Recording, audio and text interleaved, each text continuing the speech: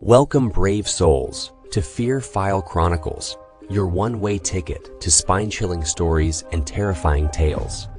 Tonight, we'll be diving into the darkest corners of the human mind with a story. The Cave, penned by the twisted mind of Archfeared and Ethan I. Together, we'll explore the unexplained and face our deepest fears. But before we begin, if you enjoy trembling in terror, be sure to hit that like button. Share this video with your fellow fear fanatics and subscribe to our channel. Don't forget to click the bell notification so you never miss an eerie episode. Your support truly means the world to us. So feel free to leave a comment below to join the Fear File Chronicles community. Now, without further ado, let's unravel the mysteries of the unknown together as we delve into tonight's fear-inducing story, The Cave. Dim the lights and prepare yourself for a chilling journey into the Fear File Chronicles. There were originally 9 of us scheduled for the spelunking expedition, but Murphy's Law intervened, and 2 of the group had to pull out due to various unforeseen complications. It was disappointing having fewer members to share in the thrill of discovery, but then again, the absence of 2 meant there would be fewer logistical problems and more space to move around. I, personally, wasn't too affected by it. I didn't know those 2 all that well, despite being close friends with the rest of the group. Our rendezvous point was the ominous cave entrance, right at the crack of dawn. I was the first one there, as usual. My unwavering dedication to punctuality announcing my presence in the dim morning light. Slowly, the rest of the group arrived, their cars purring to a halt as they unloaded the meticulously organized equipment. As the expedition leader, I carried the emergency provisions: a first aid kit, a flare gun, a GPS locator. Things that seemed odd in the underground. But as they say, better to have and not need than need and not have. We assembled at the gaping maw of the cave, a band of explorers ready to unveil the unknown. There was Jason, Alex, Karen, Samantha, Vincent, Ashley, and of course myself. Alex and I were seasoned spelunkers, while the others had varying levels of expertise, ranging from moderate, Karen, Vincent, and Samantha, to poor, Jason, and even a nervous first-timer, Ashley. Normally, it would be against my better judgment to take a first-timer into an unexplored abyss, but Ashley had promised obedience and had agreed to carry the bulkiest equipment on the safer parts of our journey. The cave loomed ominously before us, dark and forbidding, casting a shadow over our excitement. I wondered, not for the first time, why this place remained unexplored according to every available record. Perhaps it was its remote location, or the fact that only recently had vehicles been able to traverse the dense forest surrounding it. Are you sure it's all right? Ashley's voice quivered, his earlier bravado replaced with uncertainty. Yes, you can't change your mind once we're in, so decide now, I replied, my tone flat and unyielding, leaving him to his own devices. The rest of the group followed me, anticipation and curiosity in their steps. After a brief moment of indecision, Ashley, too, scurried in after us, and soon, the oppressive darkness swallowed us whole. Inside, the cave revealed itself to be far more expansive than it appeared from outside. It stretched inward for about 200 meters, and then sloped sharply downward. I ordered everyone to buddy up, a system where we paired or grouped together, responsible for each other's safety. I partnered with Ashley, begrudgingly babysitting him. However, he proved to be a quick learner, easing my concern. Soon, the gentle kiss of sunlight at the cave's mouth vanished. "Flares out, everybody," I commanded, the sound of crackling flares soon filling the air. Following local guidelines, we carried an ample supply of these weak flares, providing just enough illumination for our immediate surroundings. I took a glow stick from my pack, wedging it into the rock, a beacon to guide us back. Its glow far stronger and more enduring than our flares. Downward we continued, our handheld flares flickering like the heartbeat of the cave itself. We reached an edge, and I, ever the stickler for safety, ordered the group to stop a safe distance from the precipice. "Ashley, crack a flare and throw it down," I instructed, watching him with approval as he obeyed without crossing my safety guideline. I crept forward, peering into the abyss, my heart pounding in my chest. Then I saw it. Descending into the blackness, barely half a meter from the cliff edge, was what appeared to be a staircase. The flickering light revealed it to be hewn from the rock itself, a rough and uneven path leading deeper into the cave. "What is it?" One of the group members inquired, their voice tinged with curiosity. "Looks like a natural staircase of sorts," I answered, my attention fixated on this unexpected discovery as I marked the top of the stairs with another glow stick. "Let's go." We descended cautiously, aware that caves are masters of deception. The darkness seemed to thicken around us, almost tangible, like a heavy fog that our flares struggled to penetrate. After 50 or so steps, we reached the bottom, the abyss around us whispering secrets we were yet to uncover. That's when I heard the crack. It was as loud and abrupt as a gunshot, and I spun around to see Jason tumbling down the last few steps, his face twisted in agony. I dodged, and he crashed to the floor, moaning, his ankle bent at an unnatural angle. The rest of the group hurried towards us, concern in their eyes as I assessed the injury. His face was pale, and I saw the glint of bone beneath the crimson flare light. "Karen, Vincent, grab him by the arms." "Careful," I instructed, my voice low and controlled, masking the dread I felt. They lifted him, his ankle dangling grotesquely. I grabbed the necessary tools from my pack and warned, "This is going to hurt." But the warning was lost on Jason. He was already slipping away from consciousness. I grabbed his twisted ankle, and with a calculated motion, I twisted. His ankle cracked again. That roused Jason from his stupor. He screamed piercingly, loudly enough to hurt my ears. Quickly, trying not to prolong his agony, I wound the bandage around the batons, which braced either side of his leg. The screaming stopped, but not because the pain had faded. He was unconscious. "Take him up to the entrance of the cave and to the hospital. If he wakes, give him these painkillers," I told his helpers. Karen and Vincent nodded and began the arduous climb up to the surface, holding their unconscious ward. "Shouldn't we go with them? I mean, his ankle was—" Ashley began, but I cut him off. "No, we came this far and we're not going to stop now. I want to investigate this cave to the end. Remember, I told you that you couldn't change your mind," I said sharply, taking out my anger at letting the accident happen under my leadership on him. Ashley, known as Ash to his friends, but I never used that, fell silent. I felt a fleeting sense of guilt at my attitude. I brushed it off and spun around.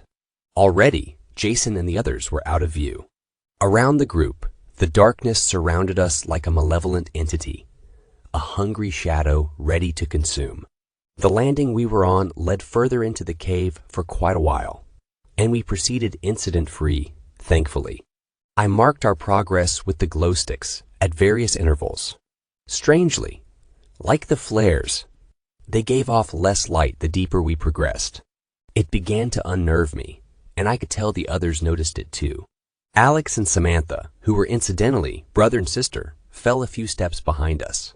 Ashley, to my right, was silent, his eyes flicking nervously to the shadows. Finally, as the flares grew ever dimmer, I saw something in the wall to my right. I called the diminished group over and cracked a new flare to provide extra light. It appeared to be some sort of carving in the wall. I studied it carefully. The scene depicted a few humanoid forms on the ground. A few scratches of red seemed to indicate wounds. Various pillars around them rose to the roof of the cavern like silent sentinels. But that wasn't nearly the worst part. In front of the people, the victims, I now corrected myself, was a large figure. It may have had detail in the past, but only the outline remained.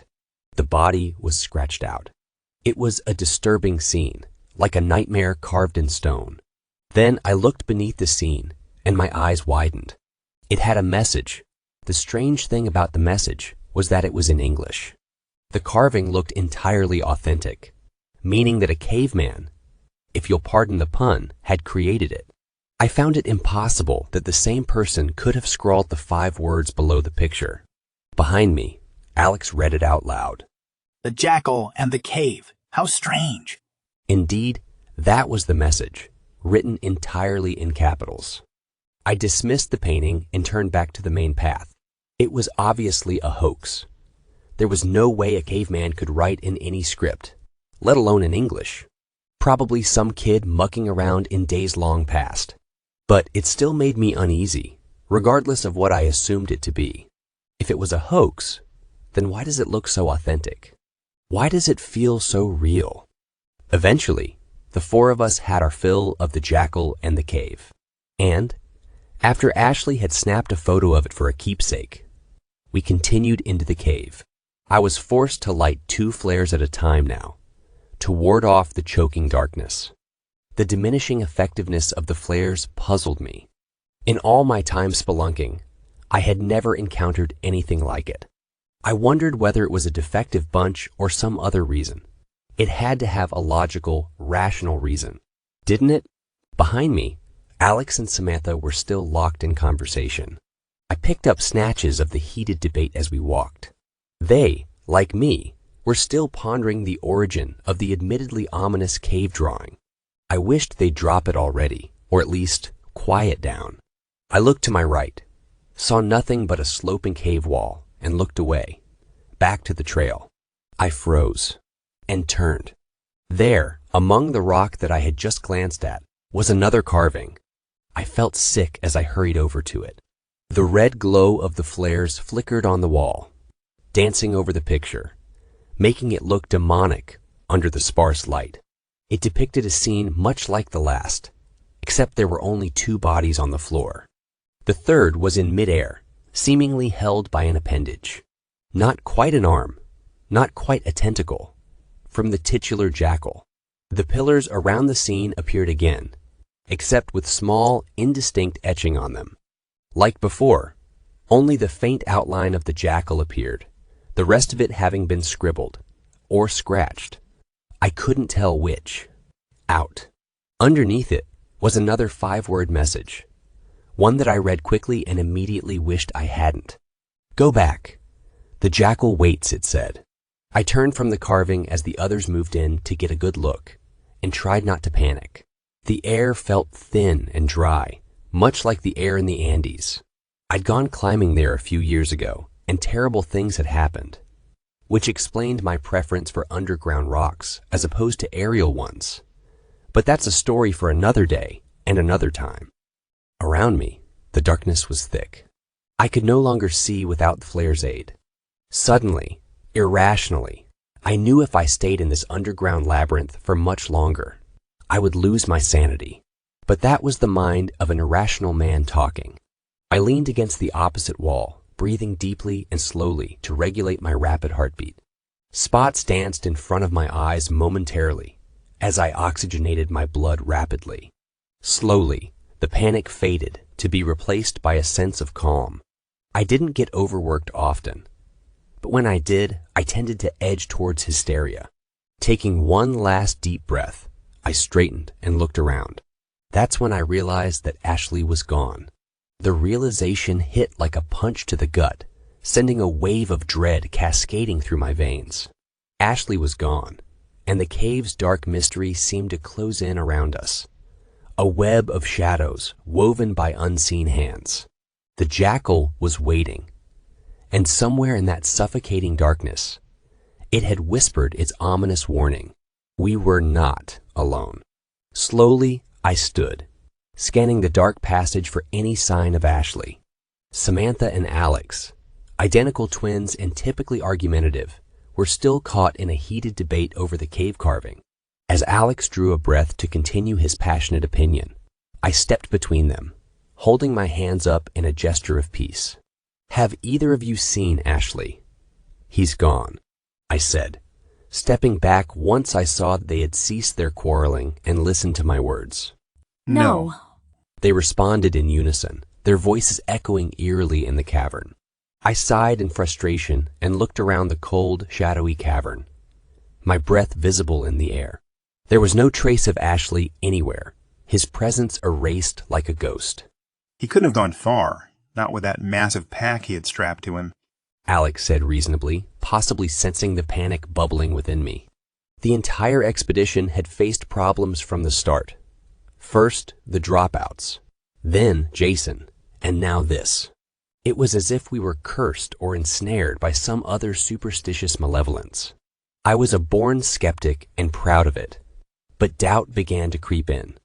He could have only gone forward or back, Samantha said, walking forward to the edge of the light, her eyes glinting as she looked around. We should split up and… No, I interrupted, resolute and firm in my voice. We are not going to split up, under any circumstances. If Ashley went back, he'll eventually get out of the cave by himself.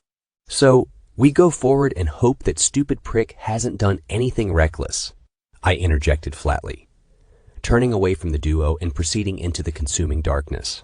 After a shared glance, the meaning of which was indecipherable, at least to me, they followed. And so we went, the sound of our footsteps muffled by the chilling silence. As we progressed, I felt the path lead downwards.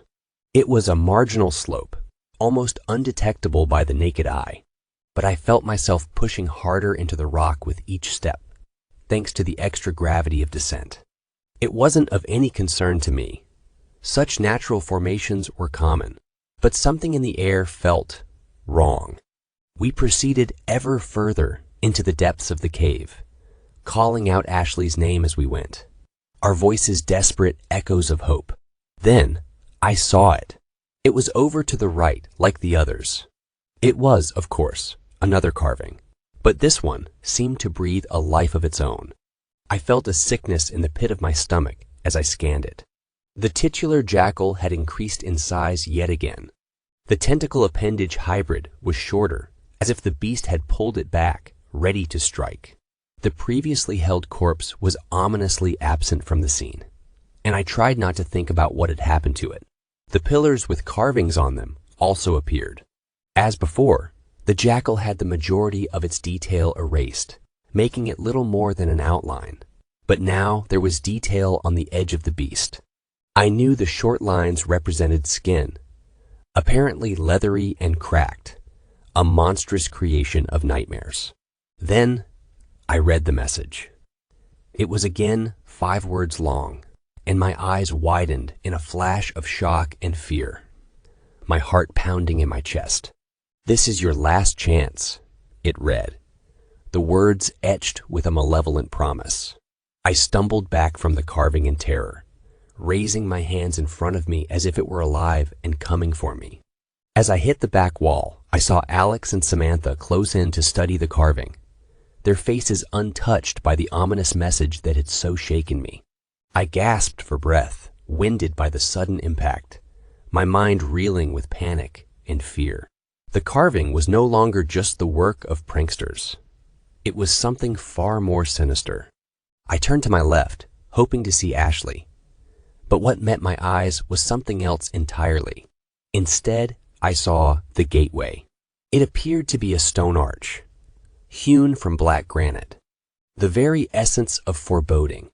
It followed the contour of the cave precisely, creating a strange and unsettling effect.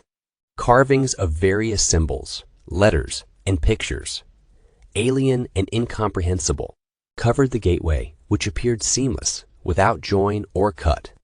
I approached it almost unwillingly, feeling my heart rise into my throat as I stared at the ground immediately behind the gateway and onwards. The walls, floor, and roof of the cave from the gateway onwards were covered in fine, white dust, a stark contrast to the darkness around it.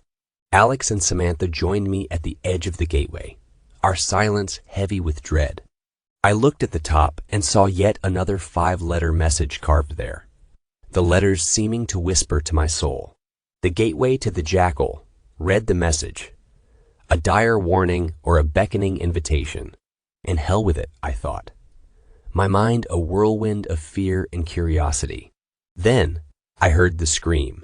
It was Ashley screaming, a cry of pure terror that cut through the silence like a blade. We have to get to him, Alex said, turning to me, his eyes wide with urgency. With every fiber of my being, I resisted stepping through the gateway. I knew if we did, terrible things would happen. If I stepped through, I knew, sooner or later, I would meet the jackal. But I had to know. About Ashley, the carvings, everything. I had to. So, with a deep breath and trying to still my trembling hands, I made my choice. Together, we stepped through the gateway to Ashley and the dark beast beyond, sealing our fate. The first change I noticed was the ground. The fine white dust was coated on the entire cave, right past the gateway. I didn't know the origin. It didn't appear to be from any sort of mineral or rock I had encountered before. It was strange, but then, given the nature of the rest of the cave, that made it almost normal, a false sense of reassurance in a place devoid of comfort. The darkness grew progressively thicker as we advanced, the shadows closing in around us. I noticed we were running low on flares, about only 20 each. It was a problem, but not one I was particularly concerned about considering the current predicament we were in. Something far more alarming was at play. Ashley hadn't made any noise besides his original scream. It concerned me far more than if he had kept screaming. There could be a logical reason for his silence. Perhaps he ran deeper into the cave, or was conserving his voice, I told myself. But I was throwing up improbable answers to cover my fear, a mask over the terror that gnawed at me. My true thought rose unbidden to my mind, a cold realization that sent chills down my spine. What if whatever made him scream stopped him from doing so again? What if the jackal had claimed him? I felt sick, the world around me seeming to warp and twist with the horror of that thought. Ahead of us, not even 100 meters from the gateway, was a crossroads, the first such divide in the otherwise linear path. I had appreciated the lack of divergent paths so far, because it meant that we didn't have to divide our group, stunted as it was. Appearing now, as it had, seemed like extraordinarily bad luck on our part. Or perhaps I realized with a chill, it was no accident at all. The cave, the carvings, the jackal, they were all part of something larger, something that had drawn us in and now refused to let us go. We were trapped in a maze of terror, with the jackal as our relentless pursuer, and escape seemed an ever-diminishing hope. The choice we made at that crossroads would determine our fate, and the darkness seemed to close in, eager to witness our decision. The jackal was waiting, and time was running out. Seemed like that's the key point. Nothing in this godforsaken cave has been left to chance. Lost in my grim thoughts as I was, I didn't notice the object ahead of us until Alex exclaimed and ran towards it. Startled, I looked up. Alex blocked my direct view of it. All I knew of it, apparently, was that it was quite large. I ran towards it. It was Ashley's pack, ripped and torn. Blood covered it and the immediate area in irregular patterns that seemed to tell a horrific story. Beside me, Alex stepped back tentatively, lost for words. Something attacked him, tore the pack right from his back with incredible force. It must have injured him as well, judging by the blood, I said quietly, surprised at how clinical and calm my assessment of the scene had been. That's it. I'm out. I'm going, Alex said, turning away quickly, but not before I saw the fear in his eyes. He was terrified. Samantha nodded in agreement, turning to leave as well. I didn't try to stop either of them. They would be back. You won't get a foot past the gateway, I called to them, certain that it would prevent them from leaving. I turned back to Ashley's pack slowly and began searching through it quickly, taking only a few items. I hesitated when my hand landed on the flare gun, but I took it and kept it in my hand. I knew from experience against various types of wildlife that it made an effective weapon. If I met anything that wasn't Ashley, I would fire without mercy. I stood and chose the right-hand passageway. I didn't feel scared anymore. In fact, I didn't feel a thing. Adrenaline was coursing through my system, leaving no room for fear or anything else. It grew progressively darker. The darkness was thick and cloying. As a lifetime asthma sufferer, it reminded me of when I needed my inhaler. I knew the flares would soon be useless, regardless of whether they should have been effective. Beside me, I noticed scrawling in the dust, apparently of human origin. That, at least, was no mystery. I glanced at each in turn, almost mechanically, knowing that it couldn't be any worse. It appeared that we weren't the first people to stumble into this place. I have seen it, and it blinded me, read the first. This is its domain, read the second. Taller than any human, said the third. Suddenly, I stopped. The last was different from the others.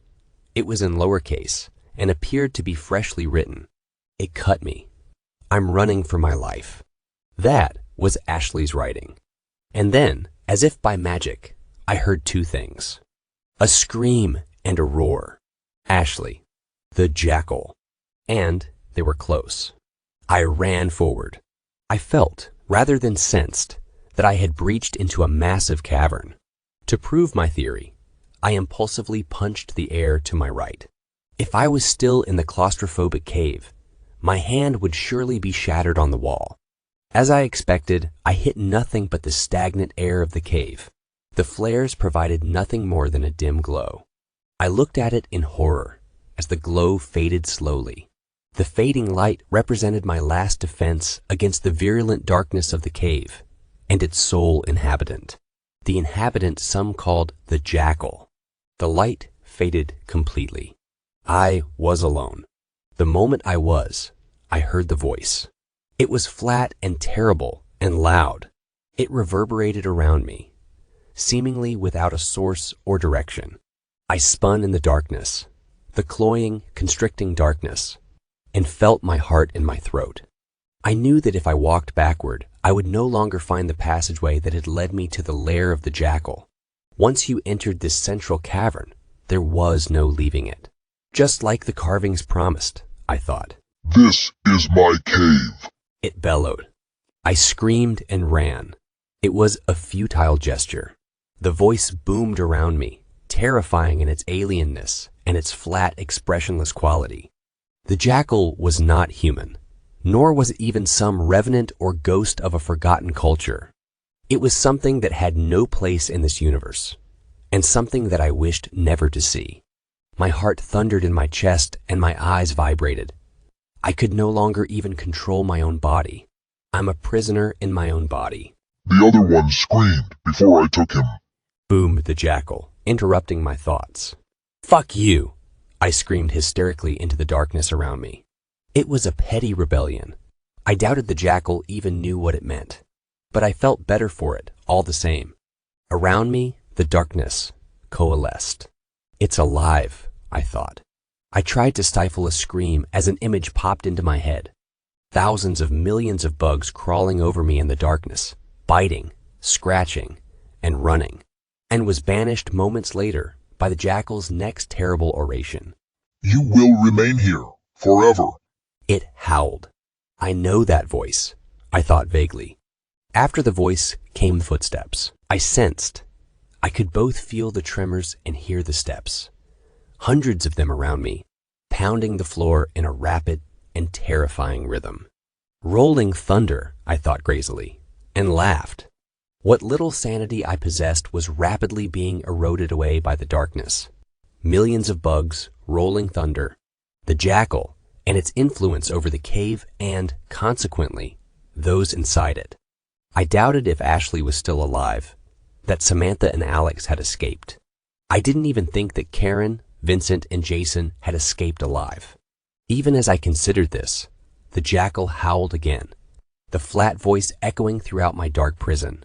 They all died, just as you will. The jackal roared in its expressionless tone, creating a queer, wavering effect that hurt my ears. My throat burned from the lack of moisture. A headache pounded in my head and my ears throbbed, strangely in time with the footsteps. I'm just rolling thunder, I thought, and laughed crazily. Then, as I considered what the jackal had said, I knew it was speaking the truth. The idea wasn't so far-fetched. The jackal only ever responded after a thought crossed my mind. Coincidence? Unlikely. The possibility of a mental connection began to crystallize. I halted my escape and stilled my mind, dispelling the sensory delusions the jackal crafted. The surrounding footsteps grew louder, but I tuned them out, narrowing my focus to the psychic realm. There, stripped of my frantic thoughts, I sensed its consciousness. The jackal's mind was immense, alien, a labyrinth too vast for human comprehension. Lingering too long would mean losing myself within its maze. It wasn't organic, certainly not human. Its thought patterns twisted and folded in ways unimaginable to our species. To put it simply, it was enveloped in darkness. Bracing myself, I set my mental snare. Before it could recoil, I envisioned brilliance. A radiant supernova, unmatched in its intensity. A mental blaze, perhaps more luminous than any other in existence. I imagined this celestial radiance spilling over, flooding the jackal's mental domain. I speculated. Maybe this entity had never known light, having dwelled in its own shadow for ages. Could a mere mental image, despite our differing psychic strengths, harm it? I was right. A deafening scream echoed, silencing the phantom footsteps that had haunted me. Despite the piercing cry, a feral grin formed on my face. The sound, though ear-splitting, hinted at vulnerability. It was empowering to know I'd wounded the beast, perhaps gravely. I became aware of hurried movements and opened my eyes. To my astonishment, the palpable darkness began to retreat. I whirled around, surveying the vast expanse. Columns, pillars, and enigmatic etchings hinted at a chamber of great significance. Suddenly, it struck me. This was the very lair depicted in the ominous cave drawings. But before I could fully grasp my surroundings, the cavern revealed its true horrors. Ashley and the jackal stood before me. The creature was an enigma, not for a lack of descriptive words, but because it defied comprehension. It was like trying to discern an object in your peripheral vision. Vague, soft, and elusive. The ancient paintings had been closer to truth than I realized. This enigmatic force remained obscured, just as they had shown. Yes, the word for it was indistinct. In stark contrast, Ashley's state was all too clear. Horror consumed me. His body, painted in a gruesome palette of blood, bore countless wounds. A gash revealed his internal organs, and blood flowed freely from his limbs. Yet the most grotesque sight was the clean removal of his right ear. As I stared in horror, the cavern's deafening silence hit me. The creature's prior outcry had abruptly ceased, unlike the gradual fade of human voices. It didn't belong here, nor did it seem to belong anywhere I knew of. Its true form remained an enigma. Suddenly, the scene took a more horrific turn. Ashley, previously suspended in the air, began drifting towards the jackal. The carvings flashed to my mind, each sacrifice granting the jackal more form, more power in our realm. I longed to save Ashley, but feared the jackal's proximity. Yet, if I had fended it off once with a psychic onslaught, perhaps I stood a chance now. Without warning, Ashley halted, inches from the creature. It clicked. The jackal had communicated through Ashley. A chilling realization dawned. The voice I'd heard, albeit distorted, had been Ashley's. His mouth gaped open, and the jackal roared through him. You will suffer for using the glow against me. Suffer as he did. It saw my psychic defense merely as the glow. But the outcome was clear. It had been injured. Gone was the gripping fear that had shackled me earlier. Even its voice lost its dread now that I could pinpoint its origin. It boomed again. I have consumed many. This one is the last. I will be free from my prison. Drawing Ashley closer, its intent was unmistakable. No, I whispered. Determined, I lunged forward. No matter the cost, even if it were my life or my sanity, I could not allow the jackal to consume Ashley and escape whatever prison it was incarcerated in.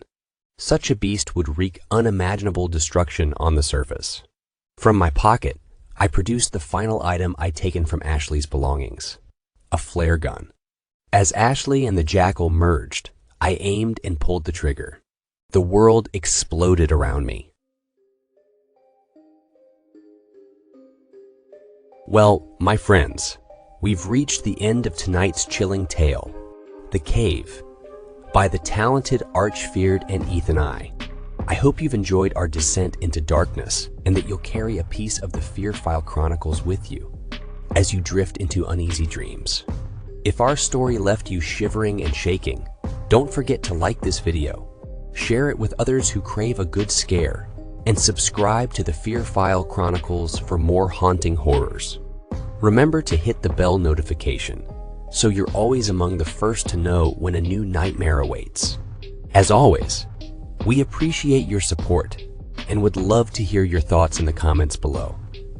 Sharing your fears and frights with us truly means a lot, so don't be shy to engage with our sinister community. Until next time, remember to embrace the darkness, for it is within the shadows that our most terrifying stories are born.